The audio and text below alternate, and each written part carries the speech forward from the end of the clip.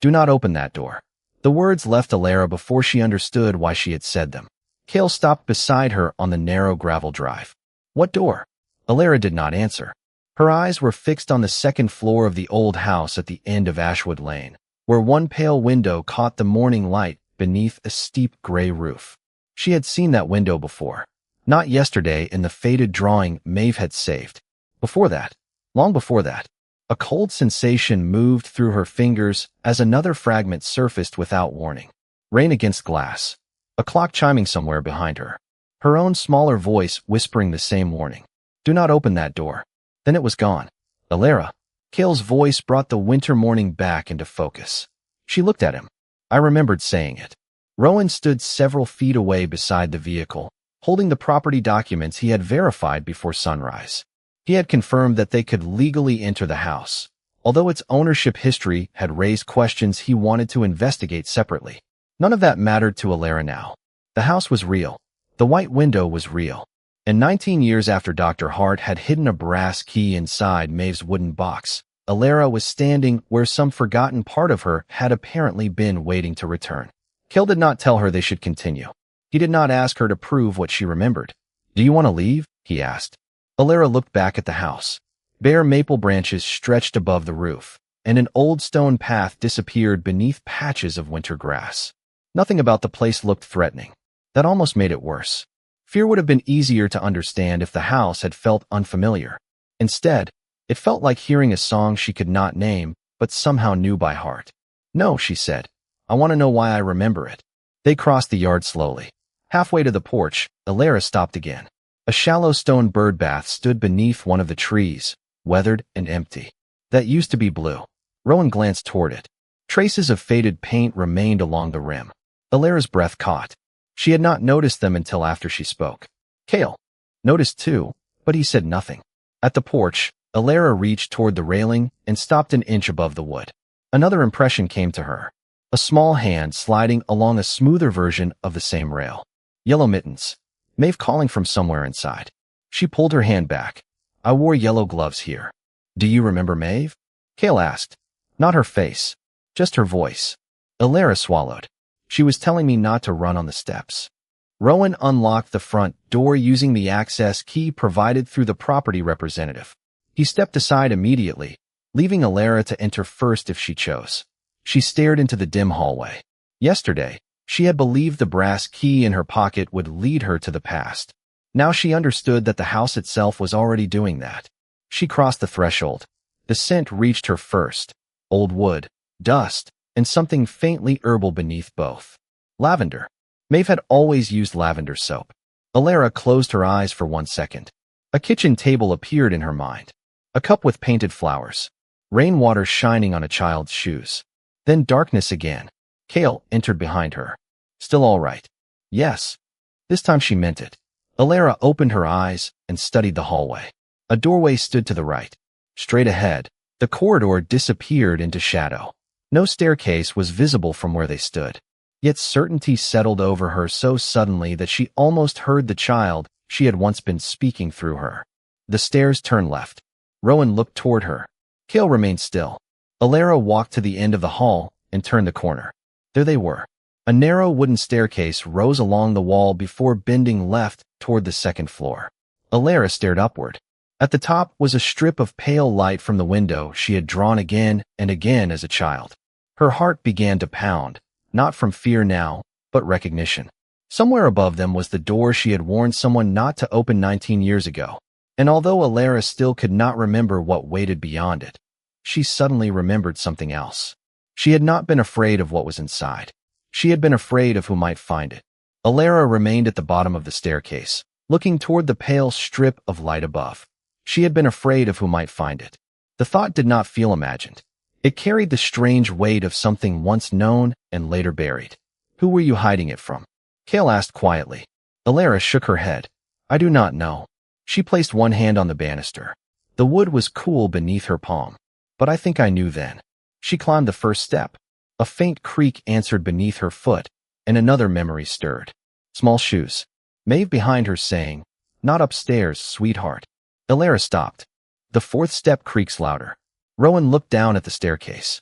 Alara climbed again. 1 step. 2. 3. Her foot settled on the 4th board. A sharp wooden groan broke the silence. She closed her eyes. Maeve used to know when I came up here because of that. Kale stayed 1 step below her. Do you want to keep going? Yes. There was fear in the answer, but no uncertainty. At the landing, the hallway extended beneath a sloping ceiling. 3 doors stood along one side. The white window waited at the far end, exactly where Alara had drawn it as a child. Morning light spilled across the floorboards. She stared at the nearest doorway. That was Maeve's room. Rowan checked inside. The room was empty except for a covered dresser. Alara pointed toward the next one. Mine. She entered slowly.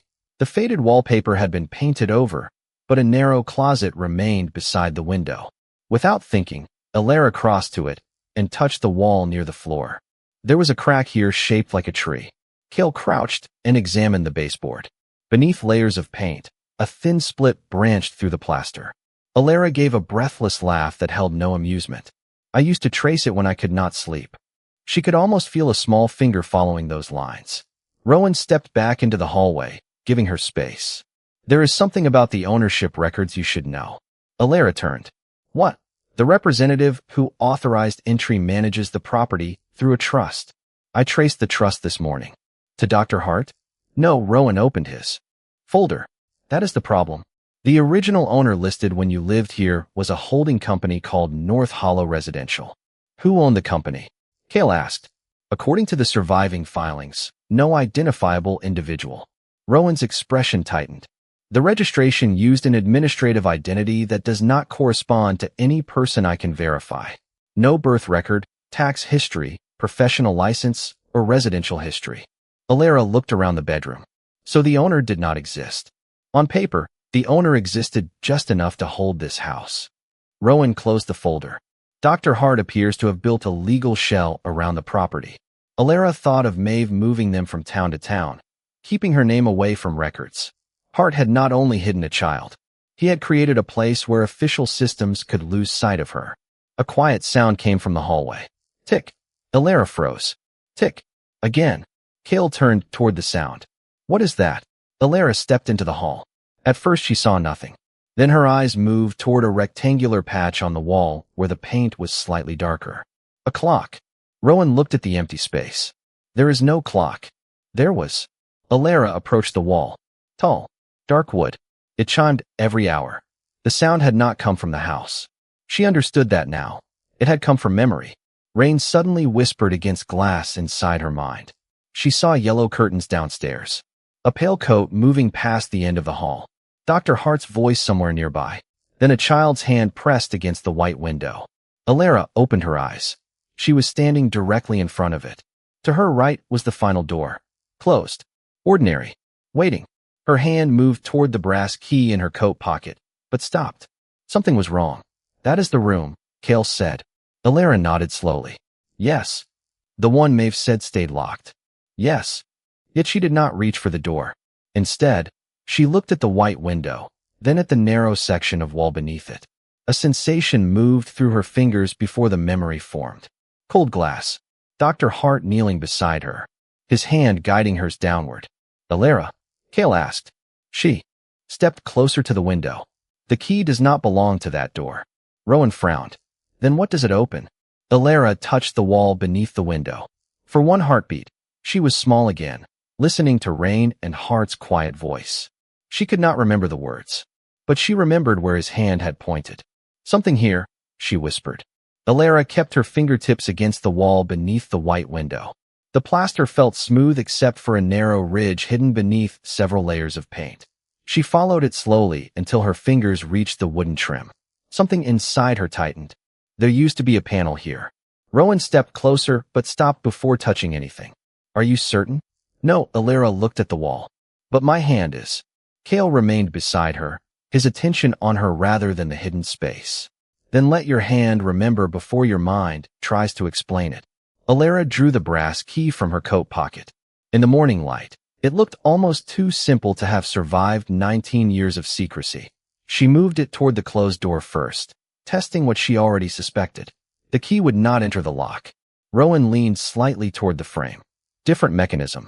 He studied the key, then the door. Maeve may have assumed the key belonged to the room because Hart never told her otherwise. Alara turned back to the window. Rain flickered through her memory, although the sky outside was clear. She saw Dr. Hart kneeling beside a much smaller version of herself. His sleeve was rolled back. His voice was calm. She could not hear the words, only the rhythm of them. Then his hand guided hers toward the lower corner of the wall. Alara crouched. Here. Beneath the sill was a piece of trim no wider than 2 fingers. She pressed it once. Nothing happened. She pressed again near the left edge. A soft click answered from inside the wall. Rowan exhaled. There. A narrow section of paneling shifted outward less than half an inch. Alara stared at it. Her pulse quickened, but she did not move. Cale lowered himself beside her. You can stop. I know. She looked at him. That is why I can keep going. Alara pulled the panel open. Behind it was a shallow compartment lined with dark wood. At its center sat a small brass lock. This time, when she inserted the key, it fit perfectly. For 1 second, she simply held it there. Another memory surfaced. Dr. Hart's hand over hers. A child's voice asking, "What if I forget?" Then Hart, clearer than before. Forgetting is not the same as losing. Alara closed her eyes. The sentence disappeared before she could reach for more. She turned the key. The lock released with a quiet snap. Inside the compartment lay a thin envelope wrapped in faded blue cloth and a photograph placed face down beneath it. Nothing else. No dramatic archive. No stack of answers. Just 2 objects someone had considered important enough to hide inside a wall for nearly 2 decades.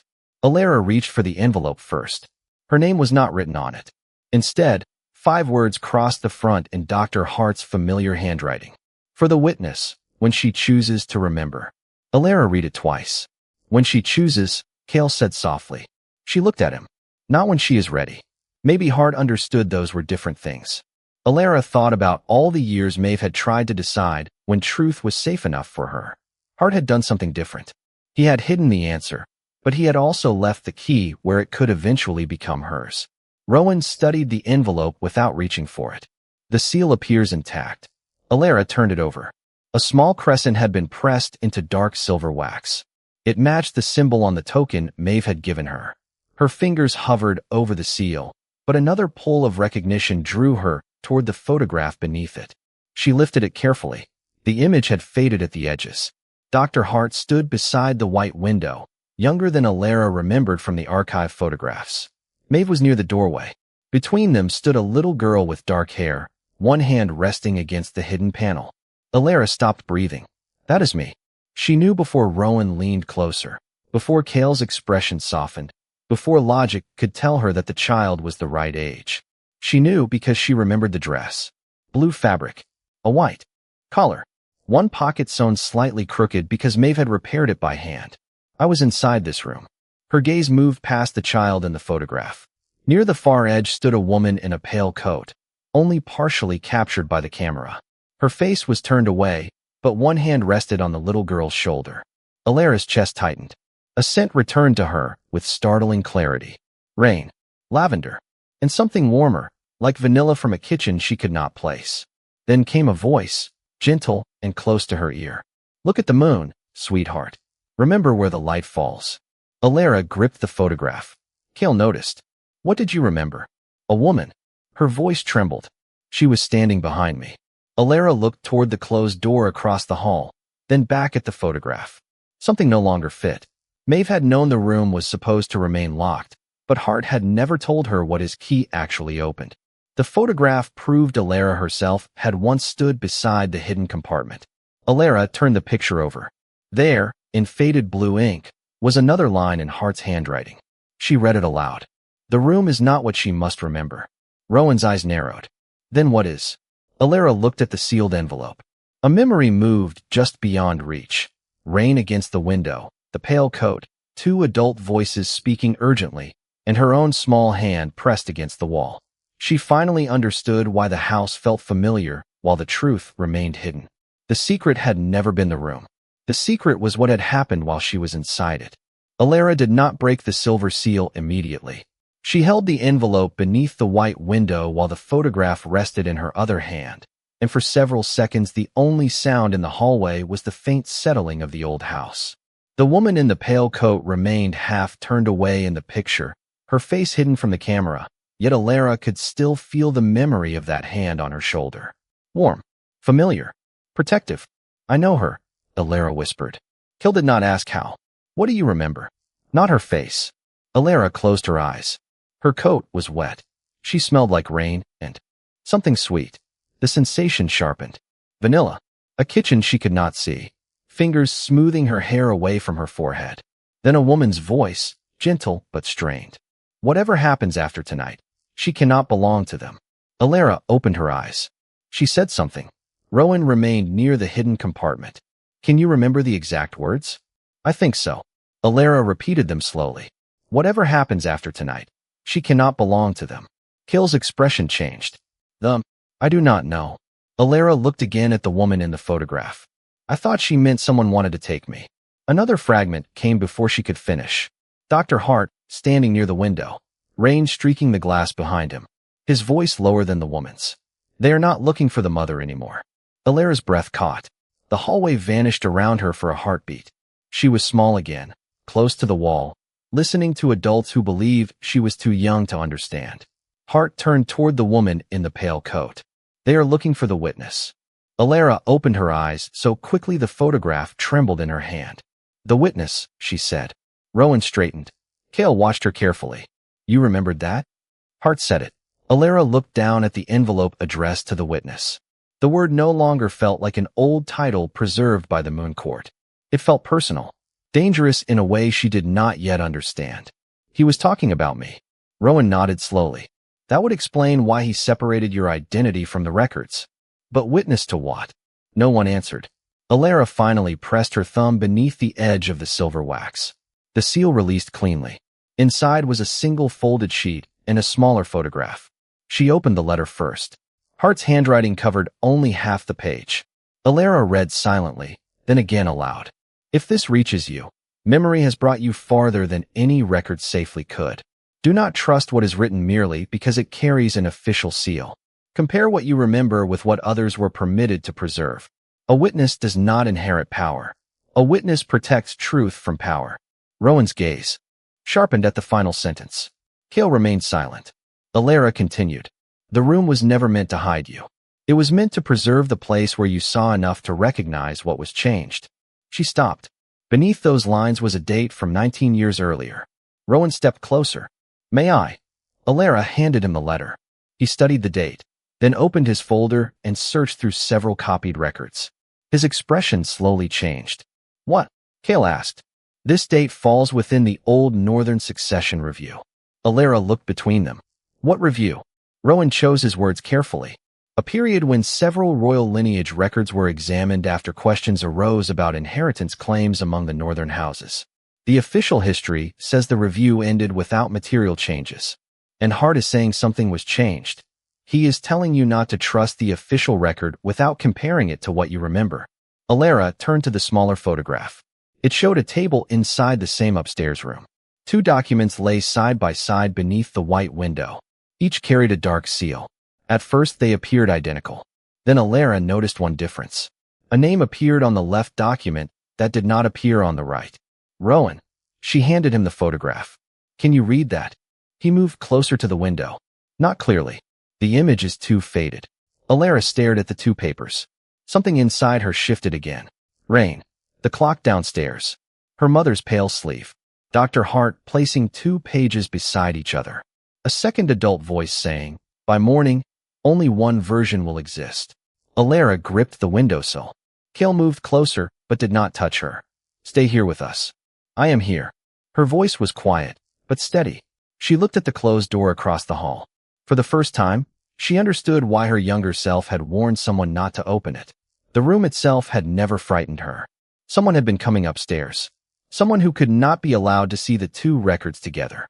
Alara turned back toward the photograph, and another fragment surfaced. The woman in the pale coat kneeling in front of her. Her hands gently, holding Alara's shoulders. Listen to me, sweetheart. If they change the paper, you remember what you saw. Alara's eyes filled. She finally understood what Dr. Hart had meant. 19 years ago, someone had tried to make one version of the truth disappear. and a little girl had been hidden because she had seen both. Alara stared at the photograph of the two documents until the faded image seemed sharper than the hallway around her. One name had been there, then it had not. 19 years later, the official record preserved only the version someone had wanted the world to keep. Why would anyone care what a child saw? She asked. Rowan still held Hart's letter.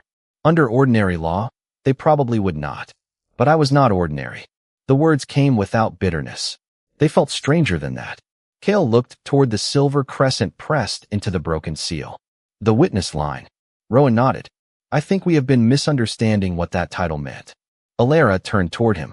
The Moon Court said I was the last living member. It never said I inherited anything. Exactly. Rowan opened his folder and removed copies of the oldest records they had recovered at Blackstone. The witness line appears beside succession disputes, treaty confirmations, and contested family records, but almost never as a claimant. I assumed the references were ceremonial. He looked at Hart's letter. Perhaps they were evidentiary. Meaning? Alara asked. A recognized witness could authenticate disputed records when official copies conflicted. Rowan placed 2 pages beside each other on the windowsill. Not because a witness ruled. Because the Moon Court recognized the line as independent of the houses whose claims were being judged. Alara heard Hart's sentence again. A witness does not inherit power. A witness protects truth from power. Suddenly the secrecy surrounding her childhood made terrible sense. If someone changed a succession record, they would not need me because I had a claim. No, Rowan said. They would fear you because you could challenge theirs. Silence settled over the hallway.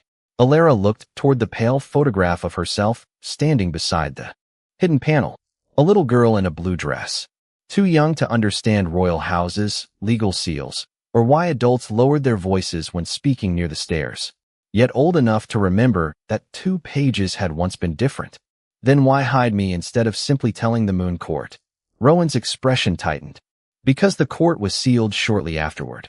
If Hart knew that was coming, preserving you outside the official system may have been the only safeguard he trusted. Cale looked at him. You said the succession review ended without material changes. That is what Blackstone's official history records. Rowan pulled another page from his folder. But Hart dated this letter 3 days before the review formally closed. Alara stepped closer. And the photograph. Rowan turned it over. A date had been written near the bottom edge, faint enough that they had missed it before. He read it twice. Same night. Alara felt the house narrow around her. So whatever changed happened before the official review ended. Possibly. Rowan's caution remained intact. We have evidence that 2 versions existed. We do not yet know which was authentic, what was removed, or who authorized the final record.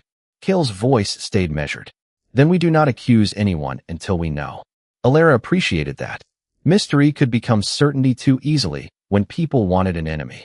She had spent too much of her life shaped by decisions made without her knowledge to repeat that mistake with someone else. Can we identify the missing name? She asked. Rowan lifted the photograph toward the window again. Not from this image. But there may be another way. He pointed toward Hart's letter. He told you to compare what you remember with what others were permitted to preserve. That suggests he expected your memory to supply something the documents could not. Alara looked toward the closed door. Another fragment stirred. 2 pages beneath moonlight. Her mother standing near the table. Dr. Hart speaking to someone Alara could not see. Then a second voice, controlled and impatient. The seal is enough. No one will question it. Hart answered. Someone always remembers. Alara pressed her fingers against the windowsill. There was another person here. Cale moved slightly closer. Do you remember who? No. Only a voice. She closed her eyes, letting the memory come without chasing it. Rain tapped against the glass. The clock downstairs chimed. Papers moved across a table. Her mother whispered something Alara could not hear. Then Hart's voice became clearer. You can replace a page. You cannot replace what she is. Alara opened her eyes. Rowan had gone still. That sounds as if Hart already knew you were witness line. My mother knew too. Alara looked down at the silver token. That is why she told me to remember. A painful thought followed. And why someone wanted me forgotten. Cale shook his head slightly. Hidden, perhaps. We do not know that anyone wanted anything done to you. Alara nodded. He was right. They had facts, fragments, and fear. She would not turn fear into evidence. Rowan returned to the copied succession records. There is one discrepancy we can establish now. He placed Hart's dated letter beside an official Blackstone summary. According to this summary, all contested lineage entries had been resolved 4 days before Hart wrote his letter. Alara frowned. But the photograph of the two versions was taken 3 days later. Yes. Rowan met her eyes. Officially, there should have been nothing left to change. The meaning settled slowly. Whatever Alara had witnessed had happened after the record was supposedly settled, but before the review publicly closed. Someone had continued altering something the kingdom had already been told was finished. Alara looked once more at the closed door across the hall. This time, another image surfaced. Her mother standing in front of it, pale coat damp from the rain. Dr. Hart beside the table. 2 sealed documents between them. And beyond the door, footsteps approaching. Then her mother turned toward Alara and whispered the words that had survived when almost everything else disappeared. Whatever you hear next, remember which page was here first. Alara heard her mother's warning again. Whatever you hear next, remember which page was here first. This time the memory did not disappear. Rain returned first, tapping steadily against the white window. Then came the clock downstairs, for slow chimes rolling through the house. Alara closed her eyes, and the hallway around her softened. She was small again. The upstairs room was warmer then, lit by a lamp on Dr. Hart's desk and silver light spilling across 2 documents. Her mother stood beside the table in the pale coat, water darkening the fabric at her shoulders. Dr. Hart placed one finger on the page closest to Alara. Look carefully, he said. The child obeyed. She could not understand the formal language, but she recognized shapes, seals, and names. One line had been marked with a small crescent in the margin. Her mother knelt beside her. You do not have to understand every word. Just remember what you see. Alara's present-day fingers tightened around the windowsill. There was a crescent beside the original entry, she whispered. Rowan immediately checked the photograph. I can see a mark near the lower margin. The memory pulled her deeper. Footsteps approached from the hall. Her mother stood. Dr. Hart covered one document with a folder, but left the other visible. A voice came from beyond the closed door. Hart, this review is finished. Alara could not see the speaker. Hart answered calmly. Then there should be no reason to alter what has already been certified. Silence followed. The door opened partway. Alara remembered only a sleeve, a signet ring, and a hand holding a document. Nothing more. No face. No name. Dr. Hart compared the new page with the one beneath his folder. This is not the version presented to the court. The unseen visitor replied. It is the version that will remain. Alara opened her eyes, breathing carefully. Kale stood close, but did not interrupt. Someone brought Hart the replacement, she said. Rowan's expression sharpened. Did you see who? No. I remember a ring, but not enough to describe it. Then we leave it there, Kale said.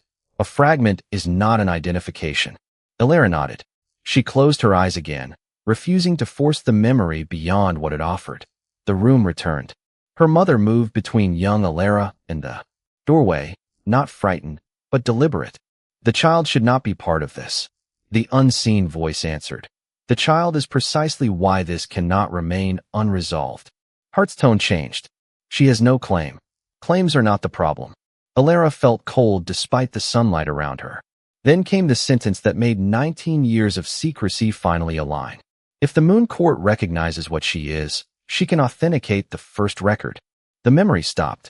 Alara opened her eyes. Rowan stared at her. That confirms it.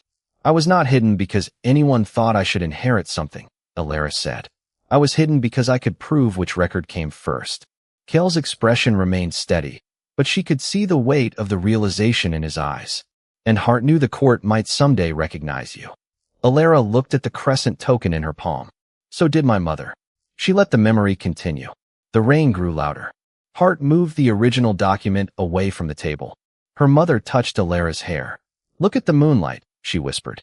What color is the paper beneath it? Young Alara looked down. Cream. And the seal? Silver. And the name beside the crescent? Alara strained to hear her younger voice, but the name remained beyond reach. She could see only the first letter, curved in dark ink. Hart crouched beside her. That is enough for tonight. Then he looked at her mother. If they erase the record, she will still remember. The woman in the pale coat shook her head. She should never have to carry this. I agree, Hart said softly. But what she saw cannot be unseen. The scene shifted. Maeve appeared at the doorway later, carrying Alara's small coat. The two documents were gone. Her mother was kneeling in front of Alara again. This time her face almost came into focus. Alara could see dark eyes, damp hair, and a tenderness so familiar it hurt. "Am I going with Maeve?" young Alara asked. "For a little while. Are you coming?" Her mother paused. That pause crossed 19 years and reached Alara with more force than any document could have. "Not tonight. Tomorrow." The woman smiled sadly. "I need you to be brave enough not to. Wait for tomorrow." Alara opened her eyes. Tears blurred the white window, but she did not wipe them away. Cale said nothing. He simply remained beside her. Rowan lowered the papers in his hands. Alara looked toward the pale figure in the photograph. The political truth was becoming clearer, but another truth was beginning to hurt more. Her mother had known they were about to be separated. She had prepared Alara to remember the original record, yet she had also been preparing her daughter for goodbye. And somewhere beyond the next fragment was the answer Alara had wanted since childhood, whether that goodbye had been abandonment or the final act of a mother trying to make sure her child could disappear safely. Alara did not move from the white window. The memory had stopped at the moment her mother told her not to wait for tomorrow, but the feeling remained, warm and painful beneath everything else. For years, Alara had imagined abandonment as a door closing without explanation. Now she remembered standing on the other side of that door while someone struggled to leave her for reasons a child could never understand. "There is more," she whispered. Cale stayed beside her. "You do not have to find it all today." "I know." Alara closed her eyes. "But I think this part has been waiting longer than the rest." Rain returned. The upstairs room softened into the past. Maeve stood near the doorway holding Alara's little coat. Dr. Hart had turned away, giving mother and daughter a few private moments. Young Alara stared at the woman kneeling before her. "Did I do something wrong?" Her mother's face changed with such immediate tenderness that the adult Alara felt the answer before she heard it. "No, sweetheart. Never." "Then why can I not stay with you?" The woman lifted both hands and gently held Alara's face. "Because there are people asking questions about me, and if you stay beside me, they will ask questions about you too. I can be quiet." A sad smile appeared. "I know you can. I will not tell them about the papers." "I know." Her mother brushed damp hair from Alara's forehead. "But keeping a secret should never become your whole childhood." Alara's breath caught in the present. That sentence explained Maeve. The changing houses. The blank forms. The ordinary life built so carefully around an extraordinary truth. In the memory, young Alara looked toward Dr. Hart. "Can he make them stop?" Her mother glanced at him. "He is trying." Hart lowered his eyes. The woman turned back to Alara. "Maeve is going to take you somewhere safe. You will go to school. You will make friends. You will complain about vegetables and stay awake too late reading books." Young Alara frowned. "Will you know where I am?" The woman hesitated. "No, why?" "Because if I know, someone might follow me to you." The child's face crumpled with confusion. "Then how will you find me?" Her mother's composure nearly broke, but her voice stayed gentle. "Maybe I will not." Alara opened her eyes for a moment. The present hallway blurred through tears. Cale remained silent. He did not tell her not to cry. He did not try to turn grief into comfort before she was ready. Alara closed her eyes again. Her mother was still there. "You do not want me anymore?" young Alara asked. "Oh, Alara." The woman pulled her close. The embrace returned through memory with astonishing clarity. The pale coat cool from rain, the warmth beneath it, the scent of vanilla, one hand cradling the back of her head. "Listen to me. If anyone ever tells you I left because I did not want you, do not believe them." Young Alara clung tighter. "Then do not go." Her mother closed her eyes. Wanting to stay and being able to stay are not always the same thing. "I will forget you." The woman drew back just enough to look at her. Tears stood in her eyes, but she smiled. "Then forget my face if you need to. Forget my voice. Forget this house." She touched two fingers gently over Alara's heart. "But if you remember nothing else, remember that you were loved." The memory shifted. Maeve knelt beside them. Alara's mother took the silver crescent token from her coat and placed it in Maeve's hand. "Do not tell her what she is unless the moon court finds her first." Maeve whispered, "And if it never does?" Her mother looked at Alara. "Then let her be free of all of this." Hart stepped forward. "We need to go." Young Alara reached for her mother again. The woman kissed her forehead and stood. Be kind, little moon. When will I see you? Alara asked. Her mother paused at the doorway. For one final second, the face that had remained blurred for 19 years became clear. Dark eyes. A trembling smile. Love stronger than the fear surrounding it. Every time you choose kindness when the world gives you a reason not to. Then she left the room. Alara opened her eyes.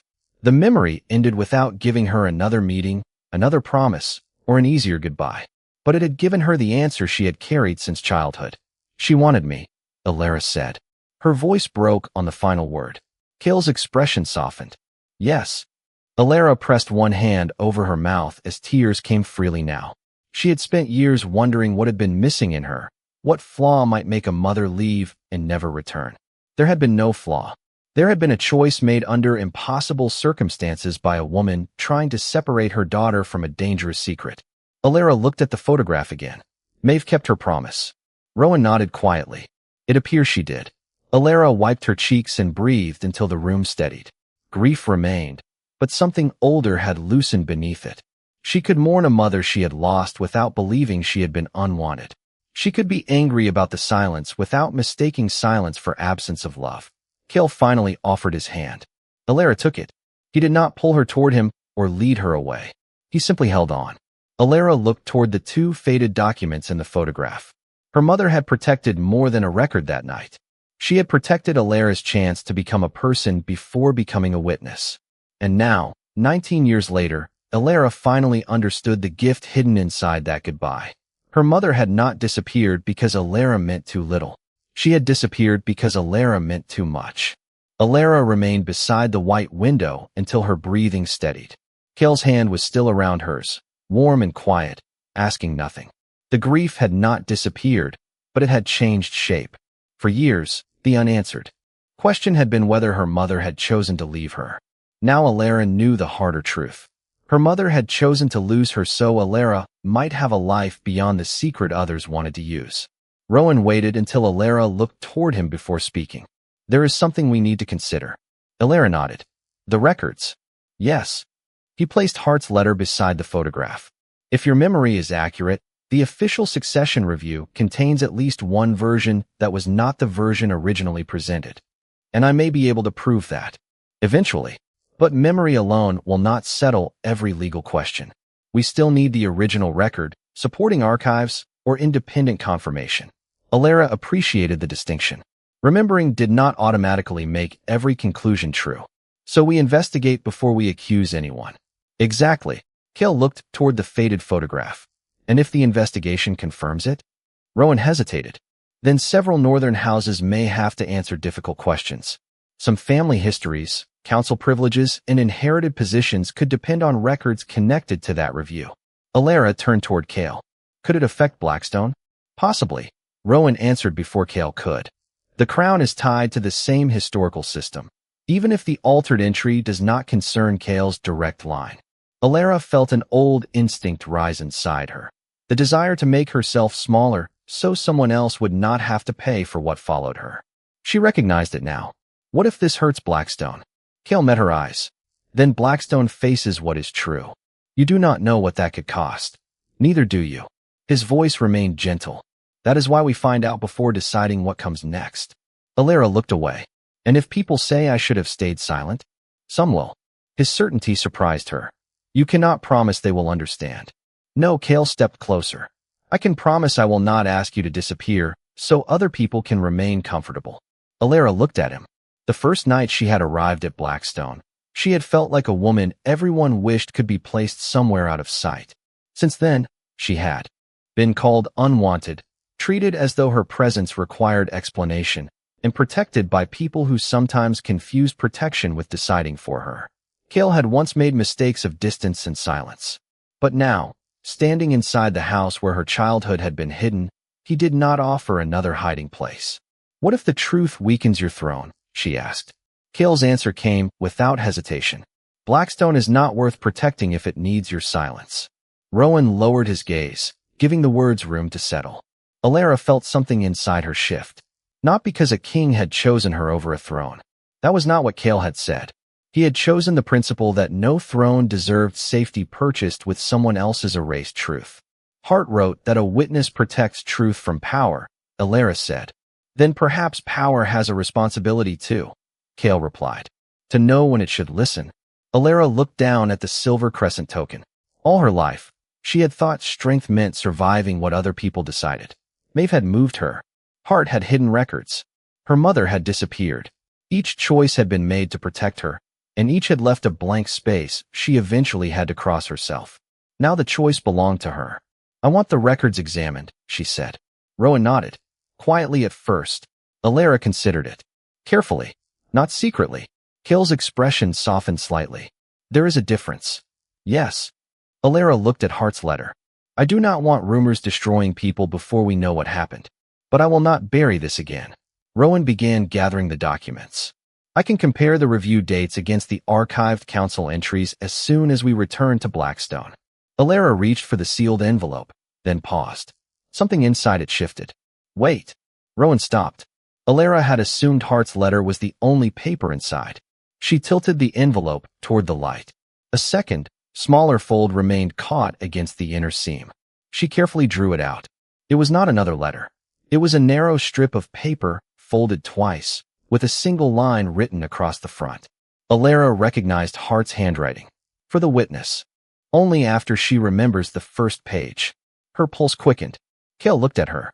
Do you remember it? Alara saw moonlight crossing cream-colored paper. The silver seal. The crescent in the margin. Her mother's voice telling her which page had been there first. Yes, she whispered. She unfolded the paper. Inside was not an explanation, but a reference number, a date, and one handwritten instruction. Find the Blackstone access record. Rowan went completely still. Alara looked at him. What is it? He took a careful breath. If this reference number belongs to the archive system, I think it does. Hart was not only preserving evidence from 19 years ago. Then what was he doing? Rowan looked from the note to Cale. He was leaving a way to identify who had permission to reach the original record. Rowan read Hart's instruction again, and the silence that followed felt different from everything that had come before. Until now, they had been uncovering the past. This note pointed directly toward the present. The Blackstone access record, Alara said. Does something like that still exist? Rowan folded the paper carefully. It should. Restricted royal archives have maintained entry logs for generations. 19 years ago, most were handwritten, but they were preserved when the newer system was introduced. Cale's gaze settled on the reference number. Would Hart have known that? Absolutely. If this number identifies a restricted archive file, the access ledger could tell us who was authorized to handle it. Alara looked toward the photograph of the two documents, including the original page. Possibly, Rowan said. It could identify access. It would not prove that person altered anything. Alara nodded. Then we follow the evidence without deciding what it means before we see it. Cale gave her hand a quiet squeeze. Agreed. They left Ashwood Lane shortly before noon. Alara paused at the front door and looked back through the dim hallway. The staircase still turned left. The old clock was still gone. The house had not returned everything she had lost, but it had returned enough. Her mother had wanted her. Dr. Hart had protected a truth he could not safely preserve in official records. Maeve had carried a promise for 19 years, and Alara had finally remembered why a little girl had once been taught to study a page beneath moonlight. When they reached Blackstone later that afternoon, Rowan went directly to the lower archive. Alara and Cale followed. The restricted records occupied a colder section beneath the eastern wing, where narrow shelves held leather-bound ledgers older than either of them.